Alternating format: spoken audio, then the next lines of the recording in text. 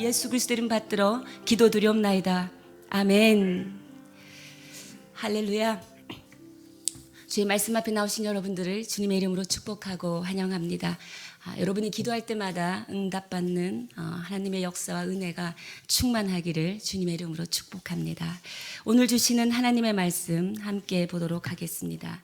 시편 119편 161절부터 176절까지 말씀입니다. 한 절씩 교독하고 176절은 다 함께 읽도록 하겠습니다. 제가 먼저 읽겠습니다. 고관들이 거짓으로 나를 핍박하오나 나의 마음은 주의 말씀만 경외하나이다. 사람이 많은 탈취물을 얻은 것처럼 나는 주의 말씀을 즐거워하나이다. 나는 거짓을 미워하며 싫어하고 주의 율법을 사랑하나이다. 주의 의로운 규례들로 말미암아 내가 하루 7번씩 주를 찬양하나이다. 주의 법을 사랑하는 자에게는 큰 평안이 있으니 그들에게 장애물이 없으리이다. 여호와여, 내가 주의 구원을 바라며 주의 계명들을 행하였나이다. 내 영혼이 주의 증거들을 지켰사오며 내가 이를 지극히 사랑하나이다. 내가 주의 법도들과 증거들을 지켰사오니 나의 모든 행위가 주 앞에 있음이니이다. 여호와여, 나의 부르짖음이 주의 앞에 이르게 하시고 주의 말씀대로 나를 깨닫게 하소서. 나의 간구가 주의 앞에 이르게 하시고 주의 말씀대로 나를 건지소서. 주께서 율례를 내게 가르치심으로 내 입술이 주를 찬양하리이다. 주의 모든 계명들이 의로움으로 내 혀가 주의 말씀을 노래하리이다. 내가 주의 법도들을 택하였사오니 주의 손이 항상 나의 도움이 되게 하소서. 여호와여, 내가 주의 구원을 사모하였사오며 주의 율법을 즐거워하나이다. 내 영혼을 살게 하소서. 그리하시면 주를 찬송하리이다. 주의 규례들이 나를 돕게 하소서. 다 함께 읽겠습니다. 이른 양같이 내가 방황하오니 주의 종을 찾으소서. 내가 주의 계명들을 잊지 아니함이니이다. 아멘. 161절 다 함께 보도록 하겠습니다. 여러분 눈으로 보시겠습니다. 고관들이 거짓으로 나를 핍박하오나 나의 마음은 주의 말씀만 경외하나이다. 162절 사람이 많은 탈취물을 얻은 것처럼 나는 주의 말씀을 즐거워하나이다. 163절 나는 거짓을 미워하며 싫어하고 주의 율법을 사랑하나이다. 고관들이 거짓으로 나를 핍박한다라고 시인이 고백합니다. 우리가 세상을 살아가면 필연적으로 어떠한 정점에서는 힘을 가지고 있는 그리고 높은 위치에 있는 그 결정권자가 있음을 인정하게 됩니다. 그러나 지금 시인은 이런 힘 있는 고관으로부터 핍박을 내가 받고 있다고 탄식하고 있지만 그것도 억울하게 거짓된 것으로 괴롭힘을 당하고 있다라고 탄식을 하고 있지만 시인의 반응은 우리가 생각하는 대로 우리가 흔히 억울함과 소망이 없는 그 시간에 반응하는 것들, 우리의 감정들, 우리의 마음들이 있지 않습니까? 억울함을 토설한다든지 아니면 좀 예민해진다든지 아니면 좀 신경질적인 반응을 한다든지 그렇게 반응하고 있지 않습니다. 지금 시인은 그 시간에 말씀을 소망으로 붙들고 있다는 것을 알 수 있지요. 161절 후반부에 보면 나의 마음은 주의 말씀만 경외하나이다 라는 거예요. 나의 마음은 주의 말씀만 바라보고 그 말씀 앞에 그 거룩한 기쁨, 그 앞에 내가 서 있다라고 고백을 합니다. 그 앞에 서 있는 자는 어떤 선물을 받게 되느냐? 사람이 많은 탈취물을 얻은 것처럼, 이 탈취물을 얻은 것처럼 전리품을 얻은 것이라고 지금 시인은 자신의 상황을 전쟁의 영상을 통해 지금 드러내고 있어요. 이 전리품을 얻었다라는 것은 전쟁에서 승리했다라는 것이지요. 그러니까 지금 내가 고관들이 나를 거짓으로 핍박하고 있지만 나는 전쟁에서 전리품을 얻은 용사의 마음과 같이 승리를 선포한다라는 거예요. 왜? 말씀을 지킴으로써 승리를 선포할 수 있는 그 능력을 누리고 있다라는 것입니다. 우리가 말씀을 지킴으로써 얻는 첫 번째 선물은 승리의 기쁨인 줄 믿습니다. 어려움을 당할수록 우리는 더욱더 어려움을 당하는 만큼 그 힘으로 말씀을 붙들어야 우리는 이 말씀에 대한 확신 가운데서 승리를 선포할 수 있는 것이지요. 시편 119편, 지금 오늘이 이제 마지막 날인데요. 장장 176절이라는 긴 이 말씀을 묵상하는 가운데 우리는 이런 것을 한번 생각해 볼 수 있어요. 계속해서 말씀을 사랑하고 말씀을 즐거워하고 이 말씀이 나의 길이고 이 말씀이 스승보다 낫고 이렇게 지금 시인이 표현하고 있는 것으로서 하나님의 말씀을 사랑하는 시인의 고백을 우리가 알 수 있죠. 근데 하나님의 말씀이 왜 그렇게도 좋을까요? 하나님의 말씀이 왜 그렇게도 즐거울까를 생각해 보았습니다. 그 이유는 하나님의 율법은 우리에게 명령만 하는 것이 아니라는 것이죠. 그거와 동시에 하나님의 말씀은 우리에게 은혜와 생명을 함께 주시기 때문이다라는 것입니다. 오늘 그 은혜와 생명의 말씀 앞에선 저와 여러분들 능력과 소망으로 하나님의 말씀이 임하기를 주님의 이름으로 축복합니다. 그리고 함께 164절, 165절 우리 함께 읽도록 하겠습니다. 시작. 주의 의로운 규례들로 말미암아 내가 하루 7번씩 주를 찬양하나이다. 주의 법을 사랑하는 자에게는 큰 평안이 있으니 그들에게 장애물이 없으리이다. 하나님의 의로운 규례들 때문에 시인은 하루에 7번씩 주를 찬양한다라고 고백합니다.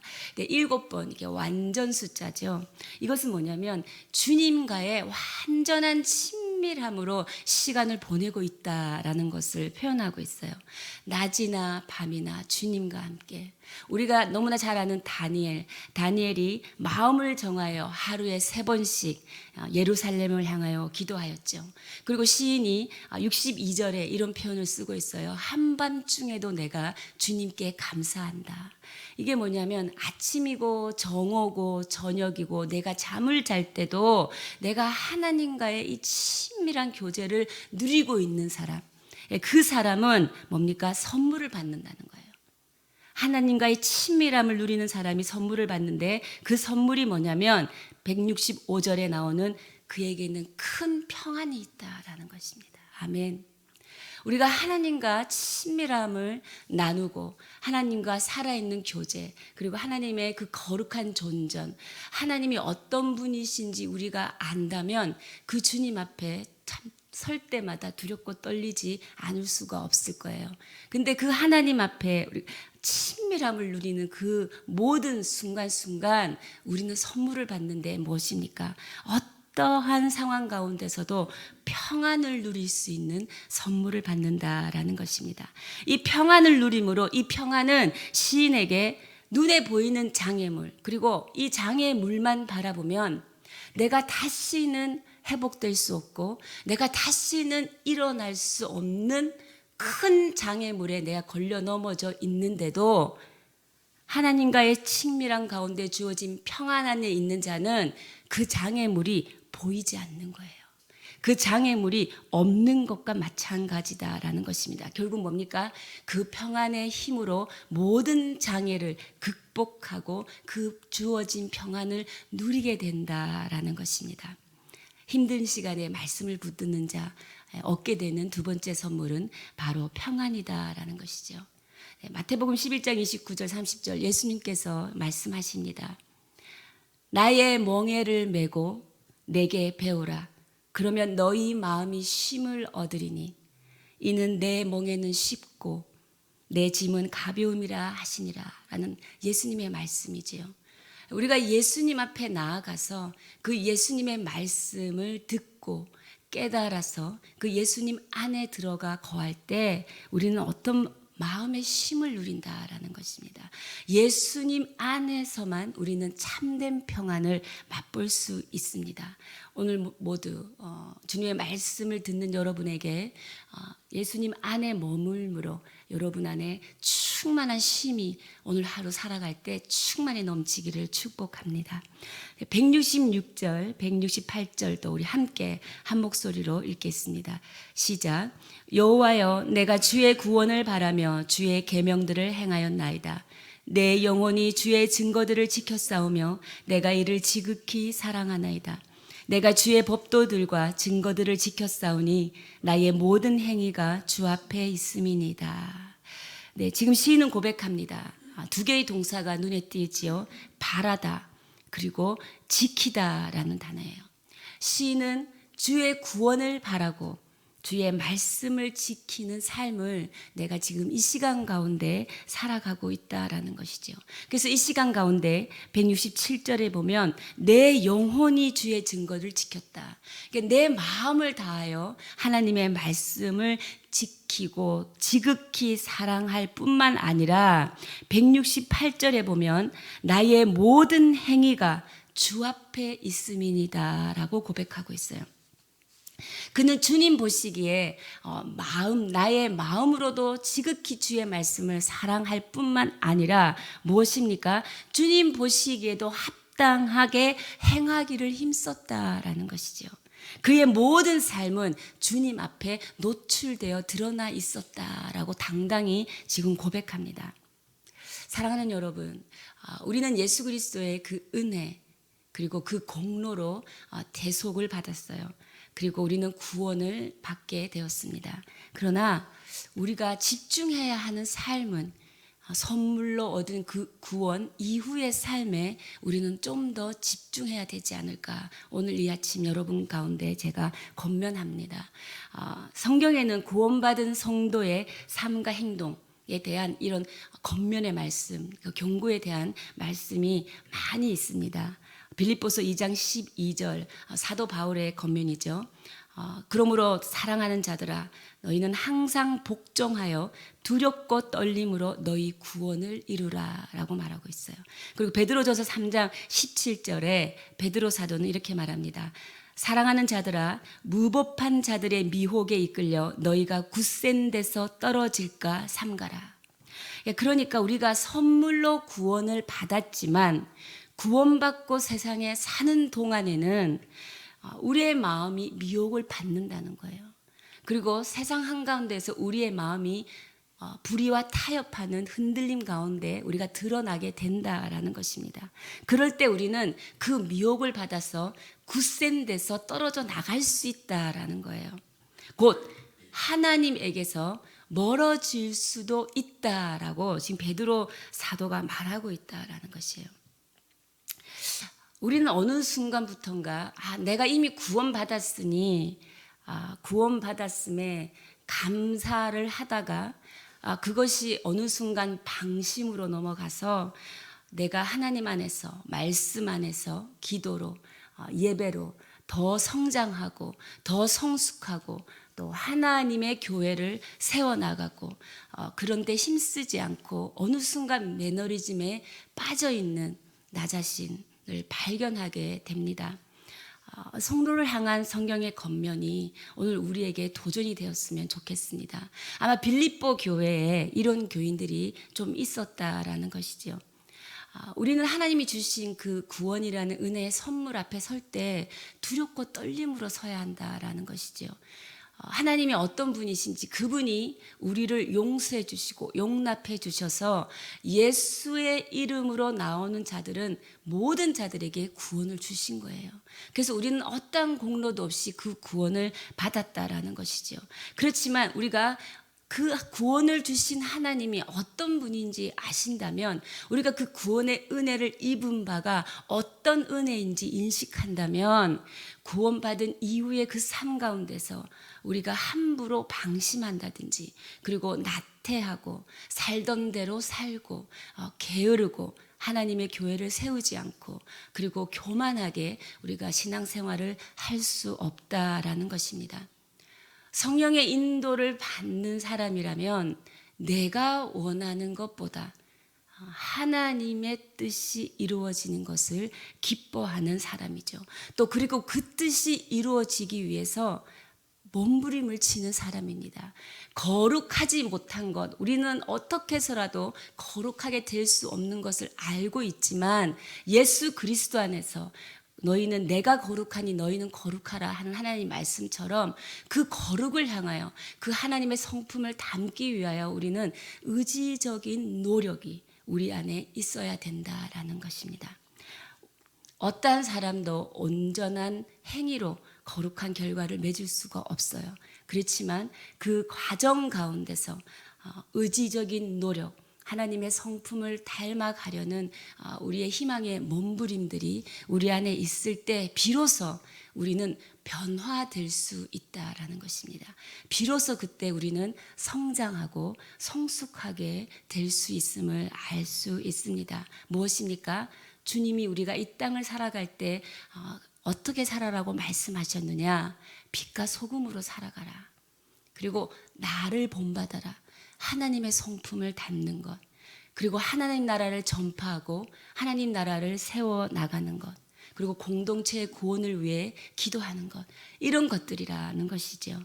지금이라도 우리 모두가 이 사실을 깨닫는다면 두렵고 떨림으로 오늘 이 아침에 하나님 앞에 회개하고 성령의 인도함대로 다시 살기를 힘쓰기를 결단하는 그런 기도가 우리 가운데 있기를 주님의 이름으로 축복합니다.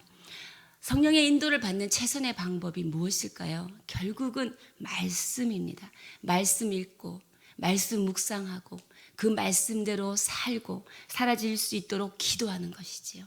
근데 이것이 함께 가지 않고서는 우리의 삶의 구원 이후의 성숙과 구원 이후의 성화, 정말 하나님의 성품을 닮아가는 그 시간을 우리가 놓칠 수 있다라는 것이죠. 오늘 시인은 그 자신의 행위를 담대하게 주 앞에 고백하고 있다라는 것이죠. 시인은 주 앞에 고백하면서 또한 부르짖고 간구하고 있다라는 것을 우리가 알 수 있습니다. 169절, 170절 한 목소리를 읽겠습니다. 시작. 여호와여 나의 부르짖음이 주의 앞에 이르게 하시고 주의 말씀대로 나를 깨닫게 하소서. 나의 간구가 주의 앞에 이르게 하시고 주의 말씀대로 나를 건지소서. 근데 지금 시인은 부르짖는다라는 거죠. 이건 뭡니까? 간절한 마음으로 기도한다라는 것입니다. 내가 하나님 앞에 모든 상황이 어떨지라도 말씀 붙들고 살아갈 때 뭡니까? 기도하지 않고서는 살아갈 수 없다라는 거예요. 170절에 내가 기도할 때 주의 앞에 이르게 하시고, 이 말은 나의 기도 소리가 주님이 들으시는 것으로 내가 인식되게 해달라는 거예요. 내 기도 소리를 들으시는 하나님 앞에 내가 서 있게 해달라는 것입니다. 기도는 우리가 하나님과 의사소통을 할 수 있는 통로인 것이지요. 우리는 기도와 말씀으로 하나님과 소통할 수 있는 것입니다. 그렇게 기도하는 이 시인이 정말 간절히 바라는 간절한 부르짖음이 바로 여러분 176절이라는 거예요. 176절 우리 한 목소리로 읽겠습니다. 시작. 이른 양과 같이 내가 방황하오니 주의 종을 찾으소서. 내가 주의 계명들을 잊지 아니함이니이다. 시인이 주의 얼굴을 구합니다. 주님께서 나의 얼굴을 보고 가까이서 자신의 소리를 들어주기를 원하는 이 시인의 고백 가운데 무엇을 호소하고 있는가? 이 시인은 176절에 무엇을 호소합니까? 그 자신의 한계를 호소하는 거예요. 그 자신, 계속된 방황으로 지금 너무 힘들다라는 것이죠. 그래서 자신의 처지를 뭐라고 표현하고 있냐면 이른 양이라. 이른 양같이 내가 방황하오니, 이른 양이라는 자신의 지금 서글픈 처지를 지금 표현하고 있습니다. 이른 양은 뭐냐? 돌봐주는 목자도 없이 외롭게 버려지는 거예요. 외롭게 버려져서 야수의 공격을 받아서 그냥 죽어가는 양이 되어버렸다라는 것입니다. 이렇게 슬프게 한 시가 끝날 수 있을까? 왜냐하면 우리가 시편 119편을 시작할 때는 시인의 고백은 이거였어요. 주의 율법을 따라 행하는 자들의 복을 선언하고 있어요. 그렇게 시작을 하였는데 정작 지금 마지막 176절은 자신은 길 잃은 양이다라고 지금 자신의 서글픈 이 심정을 담아내고 있거든요. 이것은 뭐냐면 평생 죽도록 이 시인은요, 하나님의 말씀을 사랑했어요. 그리고 하나님의 말씀을 즐거워하며 하나님의 말씀을 죽도록 순종하여 왔는데 뭡니까? 그 시인의 인생은요, 목숨이 곧 끝나가는 것을 느끼고 있다라는 거예요. 이것을 보면 참 제 마음에 공감이 되는 게, 참 우리가 이 세상을 살아가는 동안 내가 하나님의 말씀을 죽도록 붙들고 사랑하고 순종하고 기도하는 가운데서도 뭡니까? 지친다는 거예요. 힘들다는 거예요. 그게 어찌 보면 불협화음이에요. 말씀대로 순종하면 지치지 않고 매일 힘이 나고 내 입술에 계속 하나님만 찬양해야 하는데, 오늘 시인의 고백처럼 나는 이른 양같이 주님 방황하고 있습니다 라는 거예요. 근데 이렇게 지금 끝난다면 말씀이 우리에게 무엇이 될 수 있을까? 근데 이 말은 무엇이냐면, 시인이 지금 이 고백을 하면서 176절 후반부에 어떤 고백을 하느냐가 중요한 거예요. 하나님, 나는 이른 양과 같이 되어서 방황하여서 너무 힘들어서 내가 지금 헤매고 있어요. 그런데 주의 종을 찾으소서. 내가 주의 계명들을 잊지 아니함이니이다 라는 것입니다. 목자는 길 잃은 양을 찾고 또 양은 그 목자를 찾는 것처럼 하나님, 저를 찾아주십시오. 비록 제가 주의 길을 멀리 떠나 방황하여도 나는 주의 계명을 잊지 아니하였습니다. 사랑하는 여러분, 하나님께서 우리를 찾을 수밖에 없는 이유가 여기 있어요. 이건 뭐냐면 우리가 주의 계명을 잊지 아니하였다라는 것입니다. 비방과 거짓으로 핍박받고 모함을 당하고 방황하고 길을 잃어 헤맬 때에도 하나님이 우리를 찾는 이유, 또 하나님이 우리를 찾아야 하는 이유는 뭐냐면 하나님의 백성의 정체성, 뭡니까? 주의 계명을 잊지 아니하는 것. 주의 계명을 잊지 아니하니 뭡니까? 하나님이 우리를 찾아오셔서 우리를 인도하신다라는 것입니다. 할렐루야. 우리가 고난과 핍박과 비방과 거짓으로 모함과 억울함을 당할 때 우리가 해야 할 일이 있다라는 거예요. 그것은 뭐냐면 하나님 백성의 정체성, 주의 계명을 잊지 않는 것, 주의 계명 아래 우리가 머무는 것이다라는 것입니다. 우리는 실패하고 길을 잃을 수 있습니다. 하지만 실패한 것이 중요한 게 아니라 말씀이 소망이 된다는 것은 실패한 후에 다시 돌아올 수 있는 힘을 말씀으로부터 얻는 것이 더 중요하다라는 것이에요. 그래서 우리는 항상 내가 주에서 주 하나님으로부터 멀리 떨어질 수도 있고 실수할 수도 있고 넘어질 수도 있고 실패할 수도 있어요. 힘을 다 잃어서 방황할 수도 있어요. 어느 길을 가야 할지 몰라 헤맬 수도 있어요. 다 괜찮습니다. 그러나 우리는 뭡니까? 그때 하나님의 말씀을 잊지 않아야 한다라는 것입니다. 우리가 주의 계명 아래 있다면 하나님은 우리를 찾아오십니다.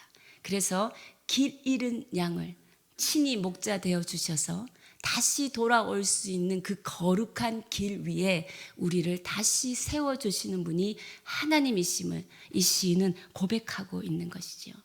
잘못 가서 길 잃은 것은 바로 난 거죠. 잘못 가서 길 잃은 자가 된 것은 나이지만 뭡니까? 찾아와서 다시 돌이키고 지켜주시는 분은 하나님이시다라는 고백이 176절, 오늘 시인이 119편을 마무리하면서 고백하는 시인의 마음이다라는 것입니다. 사랑하는 여러분, 하나님의 말씀은 거짓과 핍박 속에서 우리를 지켜주십니다. 그리고 우리가 방황할 때, 우리가 헤맬 때 다시 하나님께로 돌아올 수 있는 힘이 되어 주신다라는 것입니다. 말씀의 결론을 내리겠습니다. 어떠한 상황 가운데서도 우리가 말씀을 붙든다라는 것은 성도에게는 선택의 문제가 아니라 성도의 정체성의 문제라는 것이죠. 하나님의 말씀을 잊지 아니하고 계명 아래 사는 것, 이것은 하나님 백성의 정체성인 줄 믿습니다. 여러분 말씀을 지킴으로써 여러분은 승리의 기쁨이라는 선물을 얻게 될 것입니다. 말씀에 순종함으로써 여러분은 뭡니까? 평안이라는 그 선물, 충만한 마음의 쉼을 얻을 수 있습니다. 세 번째, 모든 상황 가운데서 방황하고 길을 잃을 때에도 그곳에 하나님이 다시 찾아오셔서 우리를 인도하시는, 그리고 하나님께서 우리를 다시 하나님 곁으로 돌아올 수 있는 힘을 말씀을 통해 주신다라는 것입니다. 시편 119편 정리 이렇게 해보았습니다. 우리에게 이렇게 말하고 있지 않는가? 말씀이 소망이다. 말씀이 소망이 되는 자는 순종할 수 있어요. 근데 반면 말씀에 확신이 없고 믿음이 없으면 절망이에요. 근데 절망이 있으면요, 절대 순종할 수 없습니다.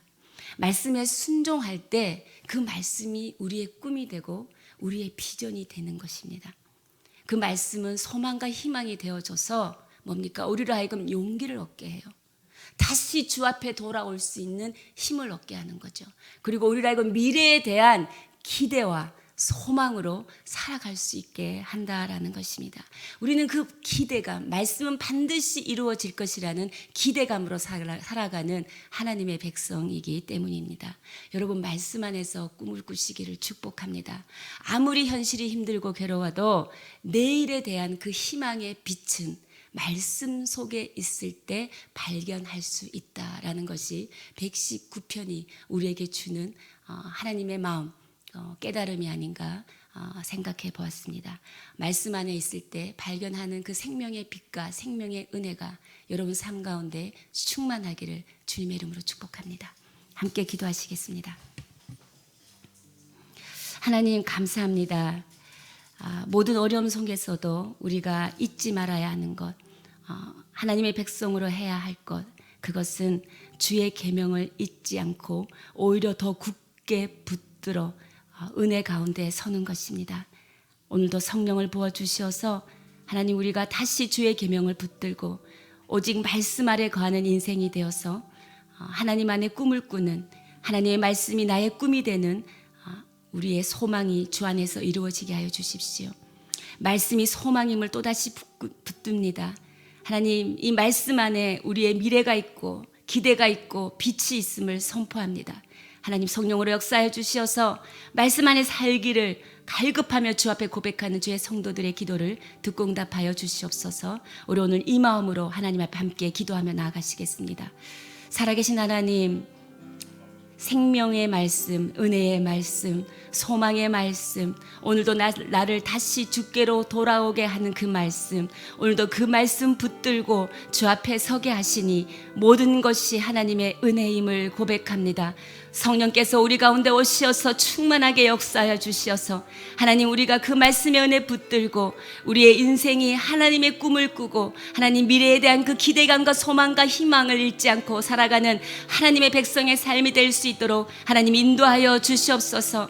하나님 세상 사는 동안 미혹에 빠져 구센돼서 떨어질까 하나님 앞에 늘 기도하며 두렵고 떨림으로 우리에게 선물로 얻어진 이 구원을 하나님 우리가 이루어내는 삶을 살아갈 수 있도록 인도하여 주시옵소서. 하나님 그래야 우리가 하나님께 영광을 돌리고 우리의 삶을 통하여 하나님을 믿지 않는 자, 하나님을 떠났던 자들이 하나님의 영광을 보고 하나님께로 다시 돌아올 수 있는 우리의 삶이 될 수 있도록 인도하여 주시옵소서. 하나님 말씀을 순종하여 그 승리의 기쁨을 누리기를 원합니다. 하나님 말씀을 붙듦으로 주 안에 있는 그 평안을 누리기를 원합니다. 하나님 말씀을 붙듦으로 오늘도 또다시 주 안에 있는 그 희망의 빛을 발견하기를 원하오니 하나님 오늘도 우리 가운데 하나님의 그 긍휼하심과 그 은혜를 베풀어 주시어서 하나님의 긍휼하심에 붙들림 받은 인생들이 다시 한번 말씀의 빛 안에 세워지고 그 말씀을 품음으로 하나님 세상의 모든 어둠을 빛으로 비추어내는 산 위의 동네가 되는 교회가 되게 하여 주시옵소서.